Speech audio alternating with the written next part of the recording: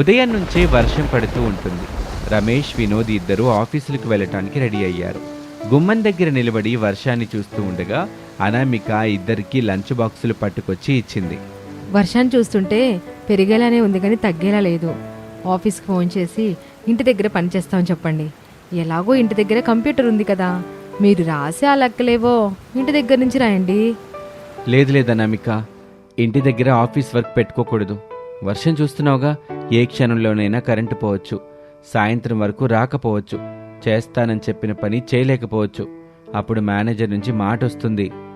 అవునదినా, అన్నయ్య చెప్పేది నిజం. గంట ఆలస్యంగా వెళ్ళినా మేనేజర్ అర్థం చేసుకుంటాడు, కానీ ఇంటి దగ్గర వర్క్ అంటే మాత్రం ఒప్పుకోడు. సరే అయితే మరి జాగ్రత్తగా వెళ్ళండి. ఇద్దరూ ఒక గొడుగు పెట్టుకుని బైక్ మీద వెళ్ళిపోయారు. భావనా భావనా అని తన తోటి కోడలు భావనను పిలిచింది. గదిలో నుంచి భావన వచ్చింది. ఏంటక్క ఇంపార్టెంట్ కాల్ మాట్లాడుతుంటే పిలుస్తున్నావు, ఏమైందని? నేను మార్కెట్కి వెళ్ళి కూరగాయలు తీసుకొస్తాను, అత్తయ్య మావల్ని చూస్తూ ఉండు. వాళ్ళు ఏమైనా అడిగితే కొంచెం చేసి పెట్టు, సరేనా? సరే సరే. అనామిక కూరగాయల మార్కెట్కి బయలుదేరింది. ఇంట్లో శారద, ప్రసాదు, భావన మాత్రమే ఉన్నారు. భావన గదిలోకి వెళ్లి అల్మారాలో నుంచి ఒక ఫైల్ తీశారు. అందులో న్యాయవాది తయారు చేసిన నకిలీ రిజిస్ట్రేషన్ పత్రాలు ఉన్నాయి. అప్పుడే లాయర్ ముకుందం భావనకి ఫోన్ చేశాడు. చెప్పండి లాయర్ గారు. చెప్పిన పని ఎంతవరకు వచ్చింది? ఈ రోజే మా అత్త మామలు ఒంటరిగా దొరికారు, పని అయిపోతుంది. ఇప్పుడు మీరంతా కలిసి ఉంటున్న ఇల్లు మీ సొంతం కావాలంటే నేను చెప్పిన పని చెయ్యండి. ఒక్కసారి వేలిముద్రలు పడితే ఇల్లు పూర్తిగా మీదే అవుతుంది. ఇల్లు దక్కించుకోవాలనుకున్న మీ కోరిక కూడా తీరుతుంది. ఈరోజు పని అయిపోతుంది సార్ అని ఫోన్ పెట్టేసింది. పేపర్ని తీసుకుని శారదా, ప్రసాదుల గదిలోకి వచ్చింది. భావనని చూసి వాళ్ళు చాలా సంతోషపడ్డారు. నిజం చెప్పనా చిన్న కోళ్ళ, నిన్ను చూడగానే మనసు చాలా తేలిగ్గా అవుతుంది. నా రక్త సంబంధమే నా దగ్గర ఉన్నట్టుగా అనిపిస్తుంది. మరి చిన్న కోడలు మనకు పంచే ప్రేమ అలాంటి శారదా. మనకెప్పుడు ఏది కావాలో భావనకి తెలిసినంతగా పెద్ద కోళ్ళ అనామికకి తెలియదు. భావన చిన్న కోళ్ళగా రావటం మన అదృష్టం అనుకోవాలి. అయ్యో మావయ్య, మీరు నన్ను మరీ పొగిడేస్తున్నారు, పరాయి దాన్ని చేసేస్తున్నారు మావయ్య. అయినా అత్త మావలకు సేవ చేసే అదృష్టం అందరికీ దక్కదు, అది నాకు దక్కింది. నేను చాలా అదృష్టవంతురాల్ని. సర్లే చిన్న కోళ్ళ, ఇప్పుడు వచ్చిన పనేంటో చెప్పు. అత్తయ్య, ప్రభుత్వం సీనియర్ సిటిజన్స్ కోసం కొత్త పథకం పెట్టింది. నెలకి డబ్బులొస్తాయట. ఈ ఫామ్ మీద 2 వేలు ముద్రలు వేయండి. శారద అమాయకంగా ప్రసాద్ వైపు చూసింది. మన కాల్ ఎప్పుడైనా చెడు చేస్తుందా శారదా? వేలిముద్రలేద్దాం అని నమ్మి ఇద్దరూ వేలిముద్రలు వేశారు. భావన ముఖంలో కపటమైన చిరునవ్వు మెరిసింది. తనలో తాను ఇప్పటి నుంచి ఈ ఇల్లు నాది అనుకుని ఆ గదిలో నుంచి తన గదిలోకి వెళ్ళింది. లాయర్ ముకుందానికి ఫోన్ చేసింది. డబ్బులొస్తాయని అబద్ధం చెప్పాను. మీరిచ్చిన కాగితాల మీద మా అత్త మామల చేత వేలిముద్రలు వేయించాను లాయర్ గారు. అలా ఇద్దరూ మాట్లాడుకుంటూ ఉంటారు. భావన హాల్లోకి వచ్చింది. అత్తయ్య, మావయ్య, బావగారు, అక్క, భర్త గారు, అందరూ ఒకసారి రండి అని అందరినీ గట్టిగా పిలిచింది. అందరూ హాల్లోకొచ్చారు. అక్క, బావా, అత్తయ్య మామయ్య వాళ్ళు ఈ ఇల్లు నాకిచ్చారు. రమేష్, అనామిక ఆశ్చర్యంగా ముఖాలు చూసుకున్నారు. నిమిషం పాటు భావన చెప్పింది శారదా, ప్రసాదులకే అర్థం కాలేదు. ఈ ఇంటి యజమాని ఇప్పుడు నేనే. ఏంటమ్మా జోక్స్ చేస్తున్నావా? భావన పత్రాలు చూపించింది. ఇవెలా? మీ వేలిముద్రలే కదా మావయ్య. డబ్బులు వస్తాయని చెప్పి మాతో వేలిముద్రలు వేయించుకునిట్ట మోసం చేస్తావా? నీకిది న్యాయంగా చిన్న కోళ్ళ? నాకు న్యాయం అనిపించిన పని నేను చేశాను అత్తయ్య. అందరికీ 1 గంట సమయం ఇస్తున్నాను. ఇల్లు ఖాళీ చేసి వెళ్ళిపోండి. భావన, ఇది నీ ఇల్లు కాదు, మన ఇల్లు. నాకు బంధాలు అవసరం లేదు, ఆస్తి చాలు, వెళ్ళండి. యారా చిన్నాడా, నీ భార్య అట్ట మాట్లాడుతుంటే మాటలు రాని రాయిలా నిలబడి ఉన్నావేంట్రా? భావనకు చెప్పు.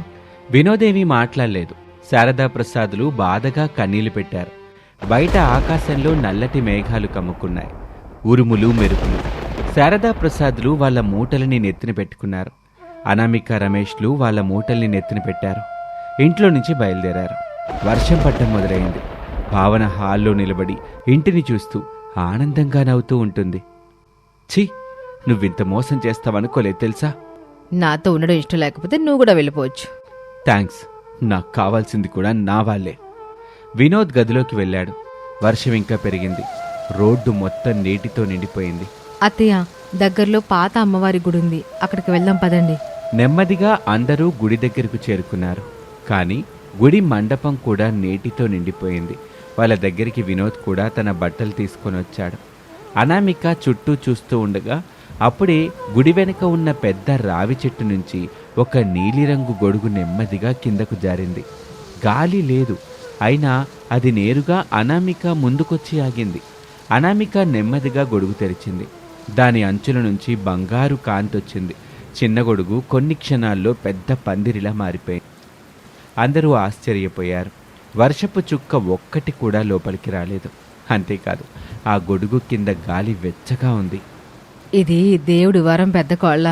అవును తల్లి, నువ్వు మమ్మల్ని మన్నించాలమ్మా కోళ్ళ. భావన చూపించిన ప్రేమ నిజమని, తన మాట నిజమని నమ్మి మోసపోయావు. నిన్ను చాలా మాటలను హేళన చేశాం. అయ్యో మామయ్య, ఏం మాట్లాడుతున్నారు? మీరు మా అమ్మ నాన్నలే. పదండి, ఇక్కడి నుంచి మనం ఎత్తైన ప్రదేశానికి వెళ్దాం అని అందరినీ మాయా గొడుగు సాయంతో ఒక ఎత్తైన చోటుకు తీసుకువెళ్ళింది అనామిక. ఆకలితో అందరి కడుపులు మాడుతున్నాయి. అప్పుడు తనలో తాను, అత్తమామలు ఆకలికి తట్టుకోలేరు, తినడానికి ఏదైనా ఉంటే బావుండు అని అనుకుంది. అంతే, ఆ గొడుగు మీద నుంచి ఒక చుక్క మెరుస్తూ కిందకి రాలుతూ వేడి వేడి పులిహోర అయ్యింది. మరొక చుక్క రాలుతూ మంచినీళ్ల కుండలా మారింది. ఇంకొక చుక్క రాలుతూ పప్పులాగా మారింది. అత్తయ్య, అలా కూర్చొని తినండి, అందరం తిందాం కోళ్ళ. అందరూ ఆ మాయా గొడుగు కింద కూర్చొని అన్నం తింటూ ఉంటారు. అదే సమయంలో ఇంట్లో భావన అక్కడ ఒంటరిగా కూర్చొని టీవీ చూస్తూ ఉంటుంది. ఇక ఈ ₹1,00,00,000 ఇల్లు నాదే అని నవ్వుకుంటుంది భావన. అప్పుడే పిడుగు పడుతుంది. భారీ ఉరుము. ఇంటి వెనుక గోడలో చిన్న పగులు. వర్షం మరింత పెరిగింది. కొన్ని నిమిషాల్లోనే గోడలు ఒక్కొక్కటిగా కూలిపోవటం మొదలైంది. భావన బయటకు పరిగెత్తింది. వెనక్కి తిరిగి చూసేసరికి ఇల్లు మొత్తం నేలమట్టమైపోయింది. ఇప్పుడు భావన దగ్గర ఏమీ లేదు. వర్షంలో తడుస్తూ ఉంటుంది. ఎటు వెళ్లాలో భావనకి అర్థం కాలేదు. అలా వర్షంలో తడుస్తూ కనిపించిన దారిలో నడుచుకుంటూ వెళ్తూ ఉంటుంది. కొంత దూరం వెళ్ళిన తర్వాత పెద్ద గొడుగు కింద కమ్మని భోజనం చేస్తున్న అనామిక వాళ్ళు కనిపించారు. పరుగున వాళ్ళ దగ్గరికి వచ్చింది. కన్నీళ్లు పెట్టుకుంటూ, అందరూ నన్ను మన్నించండి. ఏ ఇంటి కోసం మిమ్మల్ని మోసం చేశాను. ఇప్పుడు ఆ ఇల్లు లేదు, వర్షానికి కూలిపోయింది. నేను ఆస్తి కోసం అత్త మామల్ని మోసం చేశాను, నిన్ను అవమానించాను, ఇంటి నుంచి గెంటేశాను. అయినా నువ్వు నన్ను దగ్గరకు తీసుకున్నావు. చెల్లి, అత్తయ్య వాళ్ళని మన్నించమని అడుగు. అత్తయ్య, నన్ను క్షమించండి. నువ్వు నన్ను మోసం చేసిన దానికంటే అనామికను గుర్తించలేకపోయినందుకే నాకు ఎక్కువ బాధగా ఉంది. అందరూ మాయా గొడుగు కింద నిలబడి ఉన్నారు. వర్షం నెమ్మదిగా తగ్గుతుంది. అప్పుడే గొడుగు మధ్యలో నుంచి బంగారు కాంతి వచ్చింది. ఆ కాంతిలో తెల్లని వస్త్రాలు ధరించిన అదే వృద్ధురాలు ప్రత్యక్షమైంది. అందరూ ఆశ్చర్యపోయారు. అమ్మా, మీరెవరో? వృద్ధురాలు ఒక చిరునవ్వు నవ్వింది. నేను ఈ గ్రామ అమ్మవారి సేవకురాలిని. అందరూ చేతులు జోడించి మరీ చెప్పారు. ఆమె అనామిక వైపు చూసింది. కొన్ని రోజుల క్రితం కుండపోత వర్షంలో నన్ను తడవకుండా నీ గొడుగు ఇచ్చింది నువ్వే కదా. నీ దగ్గర ఉన్న ఆ ఒక్క గొడుగును ఇచ్చేసి నా గురించి ఆలోచించు. అప్పుడు నీ దయను పరీక్షించాను. అనామిక ఆ మాట విని ఆశ్చర్యపోయింది. అంటే మీరు? అవును, ఆ రోజు మీ దయకు బహుమతిగా ఈరోజు ఈ మాయా గొడుగును పంపాను. ఆమె మాటలు వింటూ భావన తల వంచుకుంది. ఆస్తి కోసం బంధాలను కోల్పోయావు, కానీ నిన్ను క్షమించిన ఈ కుటుంబం వల్ల నువ్వు మళ్ళీ నీ జీవితాన్ని సంపాదించుకున్నావు. ఆ మాటకి భావన ఏడుస్తూ, ఇకపై ఎప్పుడూ స్వార్థంగా ఉండను అని చెప్పింది. వృద్ధురాలప్పుడు చిరునవ్వు నవ్వి, ఈ గొడుగు డబ్బివ్వదు, బంగారం ఇవ్వదు, కానీ ప్రేమున్న చోట ఆశ్రయం ఇస్తుంది, దయున్న చోట భోజనం పెడుతుంది, క్షమించే హృదయం ఉన్న చోట దైవత్వం ఉంటుంది అని చెప్పింది. వెంటనే మాయా గొడుగు నెమ్మదిగా మూతపడింది. బంగారు కాంతిగా మారి ఆకాశంలోకి ఎగిరిపోయింది. అదే క్షణంలో మేఘాలు తొలగిపోయాయి. సూర్యుడు చిరునవ్వు చిందించాడు. అందరూ కూలిపోయిన ఇంటికి తిరిగొచ్చారు. ఈ ఇల్లు మనందరిది అని చెప్పింది భావన. అందరూ కలిసి ఇల్లు కట్టుకున్నారు. ఆ ఇంట్లో అందరూ కలిసిమెలిసి జీవించసాగారు. ఆస్తి మనిషికి ఇల్లుస్తుంది, కాని ప్రేమ కుటుంబాన్నిస్తుంది. స్వార్థం ఇంటిని కూల్చేస్తుంది. క్షమించే మనసు జీవితాన్ని మళ్ళీ నిలబెడుతుంది. అందుకే మంచి మనసే నిజమైన మాయగొడుగని నా అభిప్రాయం. మీరేమంటారో కామెంట్ రూపంలో తెలపండి. ఉంటాను అని అనామిక కిచెన్లోకి వెళ్ళిపోయింది.